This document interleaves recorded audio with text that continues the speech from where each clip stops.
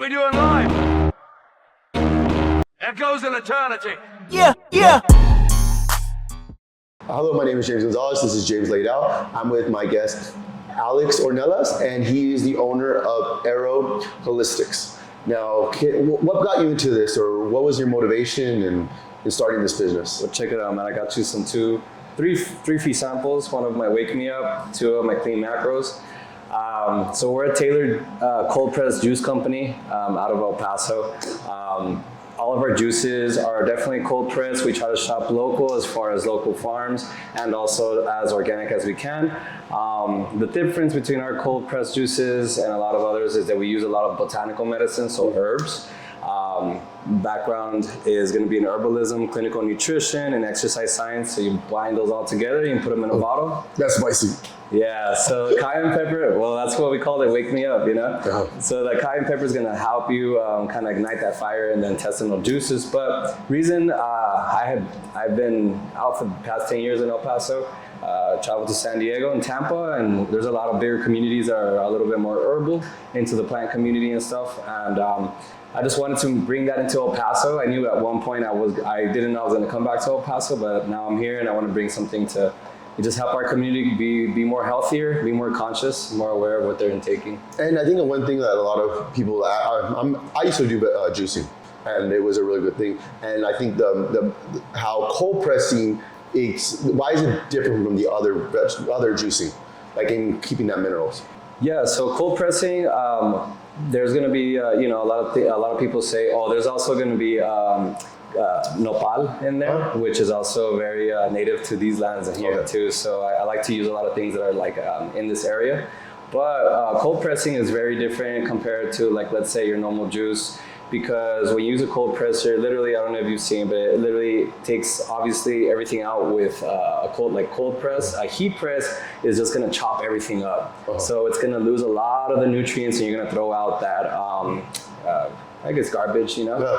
And that's something I'd like to even just bring up is all of our garbage, or all the scraps that we get, it's coming out of the cold press juicer, goes into a bucket, and we give it to a composting family who makes compost for El Paso, and they make soil and they regrow plants to give to the community. Yeah. Well, I like how you're helping the community get healthier, helping the environment. It sounds like and I think that's a very important thing for a lot of businesses, is to think bigger than just making money. It's not about making a dollar, it's about making a positive impact on this world. Now, I think that's really cool. Like, it sounds like you have a real passion for it. So with what you like, I guess your love of health and nutrition and the environment, how have you seen the world's food change in the last 20 years? Well, I mean, that's really interesting. I think we're getting back to our roots in a way, but we lost. I feel like we lost ourselves for a very long time. Unfortunately, here in El Paso, I grew up in Sanelli area, Socorro, where there's a lot of canals, which there was a lot of farms. Now that I drive by, it's all houses. So that means that there's a scarcity of natural foods that are being, grown here in the city, until you get into Las Cruces or New Mexico. But I feel like everything, definitely, we went in through the early 2000s where foods were super processed, and from that came a lot of, obviously, cancers, diabetes, all sorts of different conditions. But now, I do have hope that we're getting back to our natural roots. Even in the supplemental world, everything is more herbal now. So little by little, we're trying to, I feel like it got really bad, but now we're getting to a better place. And I feel like El Paso, like me and you connecting, and a lot of people who we talk to that we have connections with are now trying to rebuild that health community. Just recently in today's world. So I feel like just here locally, it's changing. I know that the food is still processed. It's hard to get organic stuff, but with the connections I've been getting with the juices, there's a lot of people who grow things at their home. For example, I get my pomegranates naturally from my grandmother's tree. This is the season. So, and not just her, but the neighbors all grow different cucumbers and stuff. A lot of people who are a little bit younger don't grow anything anymore, but we can learn from the people who are, and we can, I'll kind of get educated on that, hopefully. Yeah, and I think education's a really good thing, and just understanding being healthy and eating good food isn't expensive. And I think we look at junk food and all this processed food as it's cheap, but the only reason it's cheap is because the government subsidizes it. And who pays the government? Our taxes. So if we're more educated, we can ask our politicians, like, this is what we want. And I think that's like one thing I want to emphasize is educate people, so that way we can talk to our politicians, and this could be a thing of topics. I think right now we just look at it as like, oh, I'm poor, I have to eat this food. No, the government subsidizes this stuff. So if we ask the government to subsidize healthy food, we can have healthy food and like basically just change this whole system. Yeah. So like, now that's one thing I've noticed, we have two different groups, the healthy group, and I even see people are just getting more unhealthier just because the amount of processed food and the availability of it. And then most people working a lot, like most people, I think, have 2 to 3 jobs, have, kids, mom and dad are both working, and it's really hard. That's why it's really cool that you're starting this, because this makes it easy. I'm gonna get my vitamins, I'm gonna get my nutrients in a bottle. I could be driving, but at least I'm gonna get something healthy. Yeah. This is the same price as you getting a hamburger and fries. Yeah. But the hamburger and fries is, now that it's so processed, you can probably get one for like $2 now. It's definitely, like I was passing by like a Burger King and it's like 4 for $5. I was like, oh my God, it's getting cheaper because it's just like they're making, I don't even know. Well, and also I think you just look at the size, and then I think that's a really good thing we go on to is marketing. Right. Marketing, the health community has such a negative thing because of marketing. When it comes to like diet soda and all these things. And so I think we need to start, I educate people on the healthier stuff is like, yeah, diet soda probably isn't going to make you gain weight, but there's such a healthier alternative. And why are you spending money on something that's not going to heal your body, that's going to toxify your body? Yeah. When we have other alternatives. Yeah. And when you have something like this, it's going to give you the vitamins and minerals, which is going to help you not crave certain foods. We crave foods because we're deficient in vitamins and minerals. Yeah. And that's why we're constantly hungry. And if we're going to eat the wrong food or put the wrong things in our body, it's just going to be like this snowball effect. Yeah. Like, you have a bad morning, you're going to have a bad dinner. But if we can start our day with something healthy at the beginning of the day, most likely we're going to end our day healthy. Yeah. And it's okay. If I love donuts, I'm not going to stop eating donuts. But we gotta try a little. Yeah. It's finding that middle ground, because donuts are delicious, but. Yeah. Well, now you have protein donuts. Yeah. There's different ways to go around it. Yeah, and I think we just have to be like, I think there's that in our culture, we're so anti-supplements. Like, oh no, I'm natural. It's like, well, and let's go on like food. Mm-hmm. What do you think our food is? Like right now, our food has been said to be less nutritious than it was 20 to 30 years ago. Mm-hmm. So it's hard to get those vitamins and minerals. So that's why I think juicing is just a great thing that you bring, because how many pounds of vegetables and fruit go into this one bottle? 17 to 25. So 17 and 25, and that's like you said it last time, perfect. It's condensed nutrition in a bottle. And that's why the first thing that you'll ever feel once you drink a whole juice is definitely the digestion part of it. But that is number one key into getting cleansing into your body. We even put like the herbs in it too. I don't know if you've ever tasted herbs by themselves or anything like that. Gross. They're really, unless you're a super herbal person, it's very strong. They're very strong. So we add that in the juice with the 16 pounds of fruits and vegetables. And it's just amazing to me. Obviously, there's a lot of work that goes into it, and a lot of mess and a lot of pre-planning, like preparation. But it brings me joy to know that all those plants of fruits and vegetables, once you drink it, like that's like you probably wouldn't eat beets on the normal basis. So you eat a bunch of foods that you probably normally wouldn't eat, all in a juice. I don't know if you've ever seen the chard that's like big and it has like a rainbow color. Yeah, that's probably some of the best stuff you could eat, but people don't normally eat that, especially in our culture.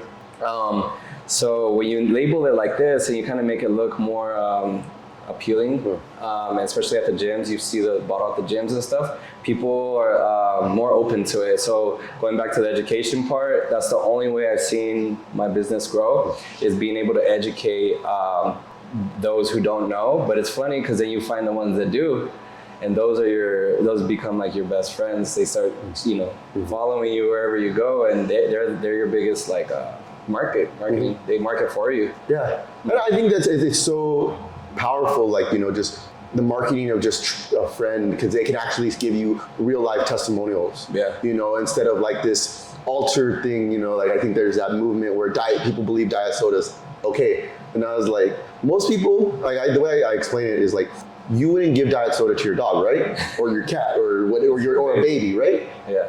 So you already know it's unhealthy. Like most people know it's unhealthy, but like marketing kind of like, it kind of tricks you, oh, this is healthy. But deep down, we know it's not healthy. And I think we need to make people understand, you know how to be healthy. You just, you almost like in a way been like almost brainwashed, or just, You kind of got numb to it a little bit. Like, and one thing, in a lot of cities, and when it comes down to like being a registered dietitian nowadays, is one of the hardest things to do. And it's good because they're regulating more and who can become this and that, as far as in the nutrition world. But like here in El Paso, there's no nutrition degree. And so in places like this, that type of knowledge is really hard to find. And so when you do have people who are interested in it, it's hard to tell people who grew up not knowing really much about like all the benefits of it, and then they trust you. So the only thing we can do is just being persistent with it and showing up at the markets and letting people try it, and then explaining down the list of what this juice has. And I think you do that as well too with your supplements. You right? Yeah, I try to help and educate people, and just making sure they get the right thing for them. It's not about like selling anything. It's about me in education, and I think education's so I see the value in it. And like basically anything I sell, it's either I would try it, or I basically try everything on myself. So of course, just to make sure that, like if there's any kind of weird things, like if it burns or anything like that. Yeah. So I think one thing you brought up is education, and I really wanted to kind of go back on that. I'm in the hospital. They have the dietitians. They come in, and they only spend like 5 minutes with these people, and I hear them, and I'm like, oh my god. Like, I think it even goes on to when they graduated. Like, it's like I can kind of tell, like, this person's been in the business for like 20 years because they're so outdated, and I think that's the outdated people out there giving this information. It's almost like that negative fight. Like, you try to teach someone and like, oh, but this person's been doing it for 20 years. But it's so weird. The person that's been doing it for 20 years isn't current and knows less. Well, I'll say this, and this is good because it kind of brings up a little bit of what I've done in my past. When I was on the road to get try to be an RD through Western medicine, I did a lot of shadowing in the hospitals here at Las Palmas, and I respect in everything they do. I've also worked in the school system for little kids. Both of those are institutions here in America that are run by the government, right? I'm a little bit more passionate in the sense that I like my voice, at least our voices, to be heard and be like, hey, this is really high in processed sugar. I don't know why we should be giving this to like little kids during their lunchtime. But in reality, in those jobs, there is a lot of regulations from the FDA, USDA, so you can't really be passionate on making a change. And that might be a big thing, but it's hard for one person to come up and like say something and change. And when I was doing the shadowing at the hospitals, it was a lot of, it was more paperwork and a lot of just following the rules. Now, when I did live in California, it was a little different because practitioners can actually practice naturopathy. And what I did like is that world, they do have radical naturopathic people. Like we have radical Western medical pharmaceutical, but there is that in between that's going to be the change and where this city is going to go, because now I can see the natural and the Western coming together and finding out holistically how we can help. And that's how it's getting big. Like that holistic combination is huge in San Diego, and I know it's going to come, and we are the pioneers of it here. That holistic combination. Yeah, and which is needed, you know. Like, there's just so much out there. I think Western medicine, it has its place, you know. Of course. It's great like at 6 surgeries. So. I mean, it keeps you alive, but I think when we depend on one area of like health, we're missing out. Yeah. You know, it's like when you bake a cake, you don't just bake a cake with a bunch of sugar, you put chocolate, you put all this other ingredients. Yeah. So in order to be healthy, you need to work out, you need to sleep right, you need to look at all these factors. And I think, you know, it's just not always medicine. But yeah, sometimes you do need medicine. Yeah. But it's just finding like, it's a little bit of everything. The balance. Yeah, that balance of it. So now, one thing I wanted to brush up on, what is your opinions on lab-grown meat? Lab-grown meat, I know that they're starting to infuse it with a bunch of nitrates naturally. I've tried some interesting meats. So I could say I do like meat. I mean, honestly, it's part of my diet still. But I do try to get the cleanest I can get. Obviously, when you really don't know. I mean, you're not gonna always be doing your research on it. You should be. Yeah. But if you're just gonna go grab a piece of steak at a restaurant, you don't know where they get it from, right? I like it. It's just, of course, I've been exposed to like all the cancer talk, and especially with higher sodium in the meats. And I mean, honestly, I like it. I mean, as long as you can source it nice and clean, that's the best way. But it's also trying to find different proteins in the foods, like in the different types of meat. It would be probably like my recommendation to kind of mix it up. I am more of a like fish. Well, okay, at the end of the day, would you eat lab-grown meat? I probably.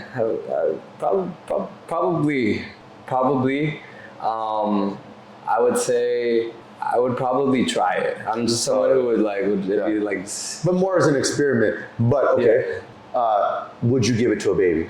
Not at all. Okay, see, that's the thing. That's what you know, I think we experiment with these things, and I think each time we touch our food and we mess with it, we make it unhealtty. Oh wait, what do? We make egg whites. Yeah. Right? Egg whites were supposed to be healthy, and then now they're inflammatory. Now they have all these problems. So it's like, we got a potato, we turn into potato chips. I was like, the more we mess with these foods, of course, the more toxic they become. Are you more of a whole food?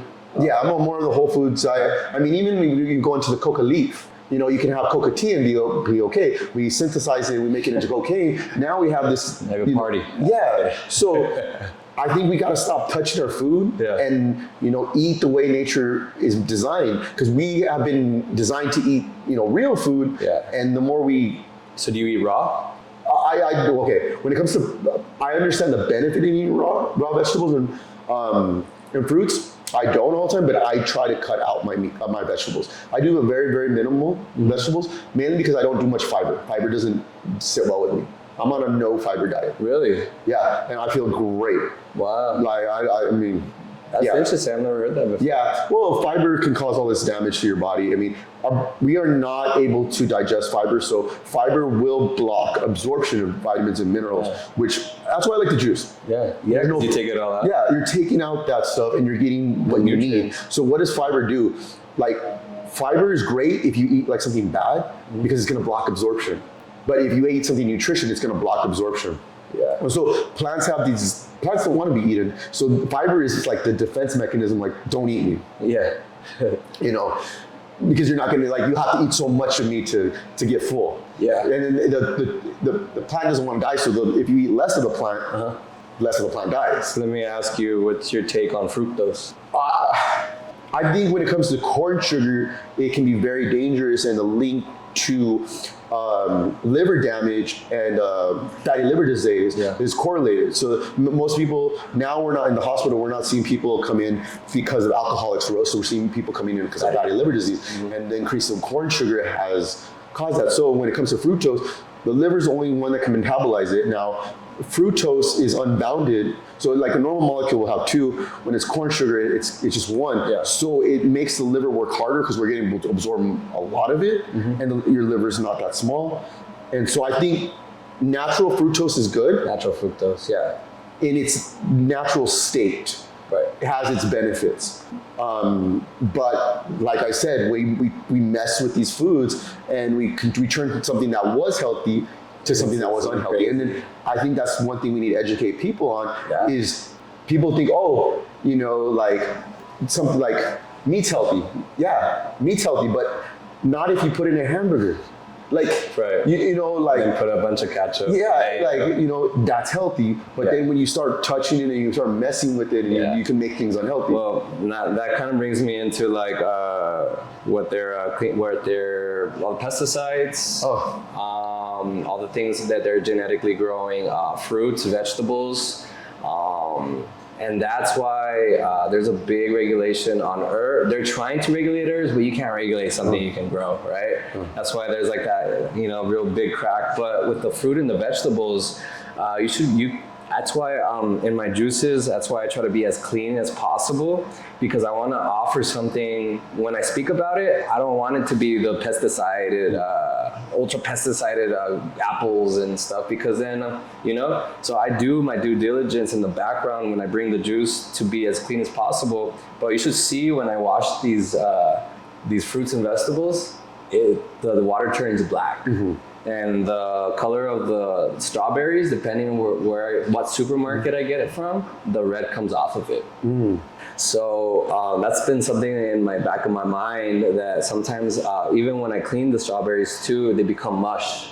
There's been a lot of crazy things that I've seen with the fruits and the vegetables, and when that happens, I throw it out and I go to another supermarket. And it's really crazy because not even, we do things to the processed meat, chicken, of course processed rice and all that kind of stuff, but even the fruits and vegetables, you got to be aware of what they do to them, because you just never know. You just gotta, like the same thing, you just gotta put in the time. We live a fast, crazy life, but it's just putting that little bit of time to find the best sourced fruits and vegetables as well. Yeah, and I think we educate people, and we need to start asking for this stuff. You know, like Walmart used to not have organic, and now you'll see a little bit of organic. Sprouts changed that all, huh? Yeah, and it's like we just need to be asking, and also what you buy is what you're going to support. So if you if you spend your money on Coca-Cola, you're going to support that industry, and that industry is going to get stronger. Yeah. And you're going to basically kill that person that's having that healthy food, because you're not supporting them. So they don't have enough money to continue their business. So what happens in 10, 20 years, if we keep on supporting these unhealthy food companies, that's what we're going to have in 10 to 20 years. Yeah. I don't know. You tell me, where do you think El Paso lies? Have you lived? Yeah, I've been in El Paso all my life, and I just think like the way El Paso is we almost got disconnected from our food.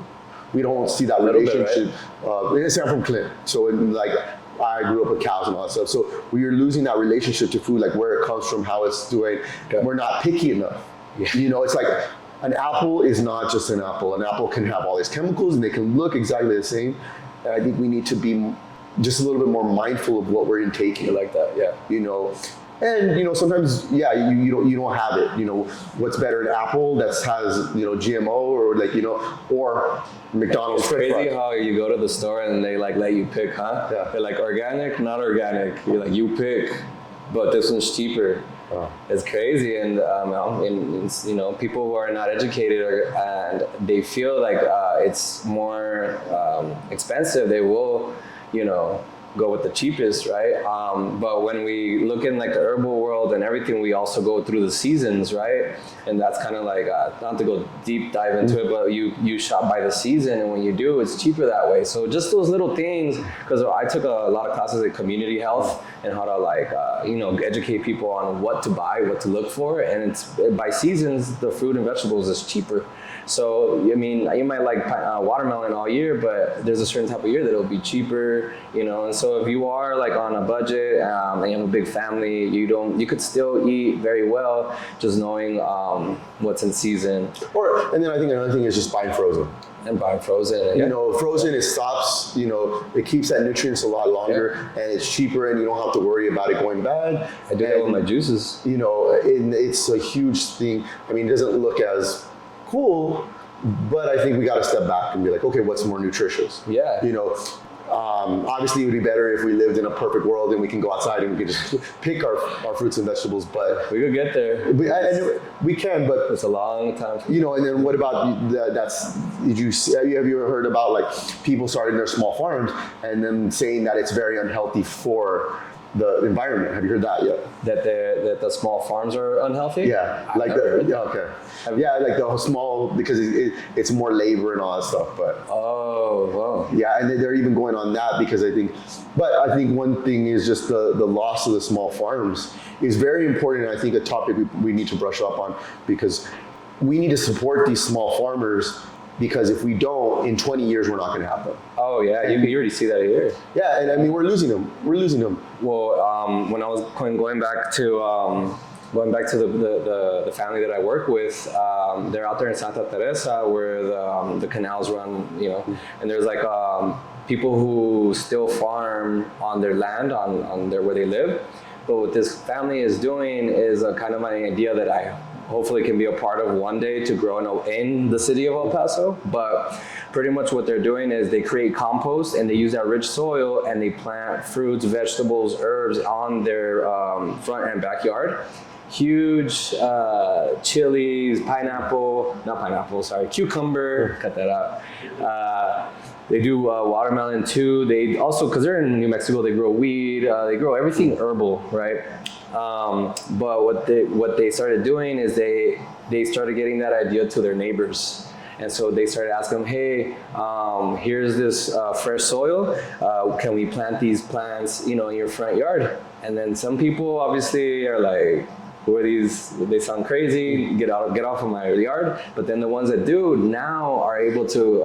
They have like pomegranates, cactuses, and so what he's trying to do is create the whole neighborhood to have plants and vegetables, and so they can share with each other. And I was talking to him, and it's crazy because I had seen that a long time ago in Sweden.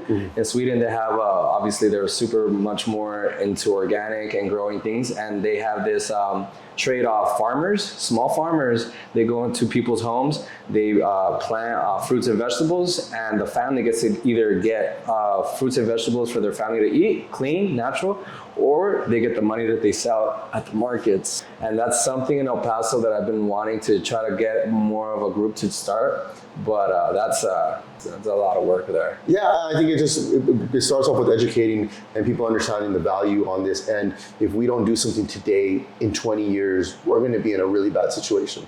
And I see both sides. I see people trying to be healthy, but I see the other side because I see people in the hospital and the fight to get them healthy. And what do you feel like about the people in the hospital? Because you work in the hospital. Yeah, they don't care. They're like, and one thing that bothers me is like, I gotta die. We're all gonna die. And it's like, yes, we're all gonna die. Yeah. But it doesn't, but if you eat the junk food, it's the quality of life. Are you able to kind of talk to patients? Oh yeah, I do with patients, and then sometimes it's just going against like some of the things is just like, they have their nutritionist and they have their dietitian. Right. So I really can't be like, say anything. Nutrition. Because the hospital has their nutritionist that came by, they gave them a 2-minute talk. And I can't be like, I'm like, yeah, that's one thing too, is that they only have like 2-3, they have like a staff of 3 nutritionists, and that's why they have a 2-minute talk, because that's why I saw that as like they don't make time to sit down and talk to the patient. It's like 2 minutes, okay, cool. You like that? Do you like the milk they're giving you? Yeah, cool. Like you feel good when they give you this juice? Cool, okay, cool. And the next? Oh, then they give you a little pamphlet. It gets thrown away. That's just real basic. Yeah. And I've seen them make mistakes where I'm like, okay. So would you say you're more into preventative health? I'm more into preventative health, but I think it starts small, and it's hard to get people to focus on preventative health. Because I think everyone in the hospital thinks they're healthy. Really? And well, yeah. I mean, most people Did they do their blood work? No, just everyone thinks they're healthy. I mean, how many people actually say they're unhealthy? Right. Yeah. Well, Yeah, and no one thinks they're unhealthy. Yeah. Because most people want to be healthy. But they're uneducated on what's healthy. Right. So it goes on more to education. I think people try. Right. That's the thing. People do try. They're just misinformed, and that's why they're getting into all these problems. Yeah. And that's why education is key. But you know, people think like diet soda's healthy, all these things healthy because someone told them, Yeah. you know, and it's fighting that. Programming, yeah. You know, and then it also just goes on like real quickly over funding of these researchers. Like sometimes there's always, you can go online and you can find something that agrees with your topic.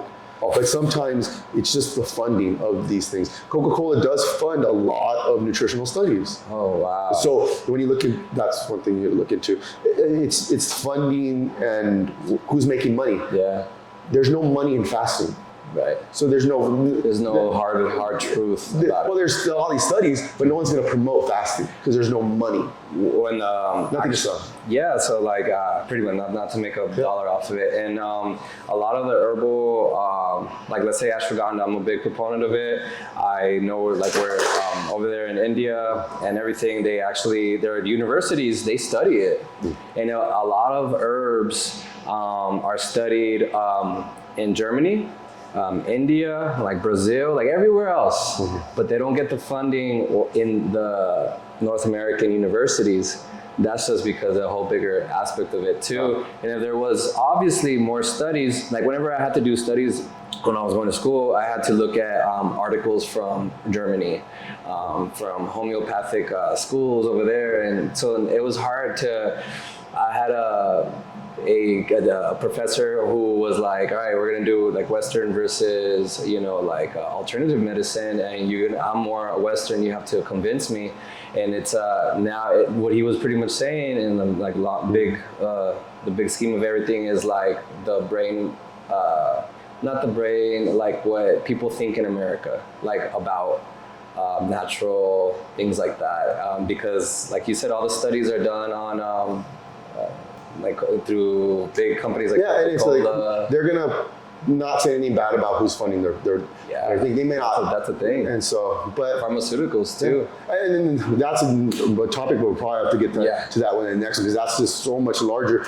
But one thing I really wanted you to talk about to end it is how can people buy good fruits and vegetables? Like, what's a tip, like, you know, that they can use with all your experience? I would say if they're gonna, we get to the point where we can grow them ourselves, perfect, and you can do that. But if you're gonna be buying them at the store, number one, do try to shop organically. Like you say, the freeze, I really like that idea, the freezer bags, because those are organic, they're just frozen. What you can also do is go to local markets here in the city, and there's still small farmers that bring their local produce that they grow, and they'll sit there. Maybe in Walmart and Target and everywhere else, they're not going to sit there and let you know how these fruits were grown. But at the small little markets, they're going to tell you, we grow them like this. We don't use pesticides, blah, blah, blah. This is honey from our farm. If you go to those small little markets, and there's a bunch, because that's where I grew my business in and most of my clients, you can buy in the season fruits and vegetables, and you'll also get the education that you actually need on how they were grown. Yeah. How do people find these markets? So if you go on Facebook, there's one called the Upper Valley Market. It's all year long.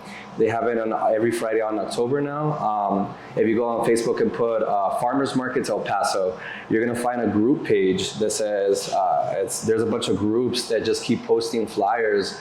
And that's how I grew my business, is by going to those markets and selling my product, my juices there.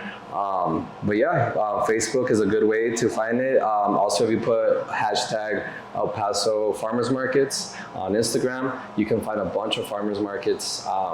And I think that's the best way you could get the cleanest produce in your area, and this could be anywhere. It's always good to shop local farmers because you're supporting, the local businesses, but also you're getting the cleanest ever. And they'll sit there and they'll talk to you, and they'll talk to you about everything, like us. That's what I love. I want to know what I'm putting in my body, Thank you so much for your time. Hey, I appreciate it. Thank you. We can talk for hours, I think. Well, thank you. This is James Laid Out. Like and subscribe.